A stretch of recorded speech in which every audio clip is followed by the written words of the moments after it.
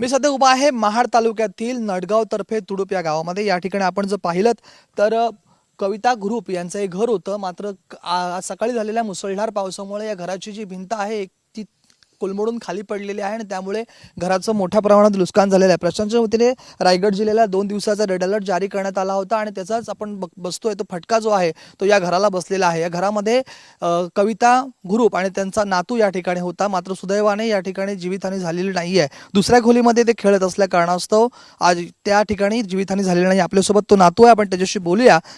बाळा, काय सांगशील एकंदरीत हा घर भिंत कोसळली तेव्हा तू कुठे होतास? बाहेर गेलो. बाहेर गेलास? आधी घरातच होतास का? हो. मग तुला आवाज आला की आजीनी सांगितलं पटकन? आवाज आला. आवाज आला आणि मग भिंत कोसळली तेव्हा कुठे होतास? मी मामाने नेलं मला वरती.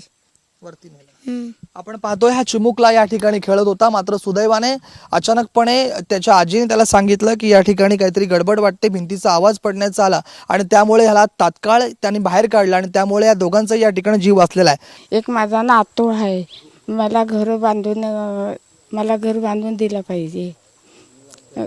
माझा करता कमवतो कोण नाही। आजी, नेमकी काय घटना घडली?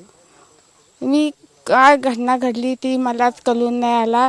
मी घरी स्वयंपाक बनवित होतो, मुलगाला आंघोळ घातली आणि माझ्याकडे बोलत होता, तर मी गॅसवरती स्वयंपाक लावला होता, तर मी बंद करायला येत होती, तर कसा कुशी झाला तर मलाच नाही कळला।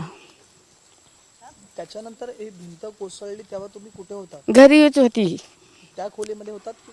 ना, त्या खोलीतनं बाहेर पडली होती, जाईत होती गॅस बंद करायला, तर पडता वाजायला लागला, तशी मी मागं आली। आता प्रशासनाकडनं त्यांची मदतीची अपेक्षा आहे, कारण का या ज्या आहेत त्या विधवा महिला या ठिकाणी आहेत आणि आजी आणि नातू असं दोघांचाच या ठिकाणी परिवार आहे। आता प्रशासन याकडे कसं बघतं हेच खरं पाहावं लागेल। योगेश सावंत, राज वैश्यपान, टीव्ही मराठी, महाड।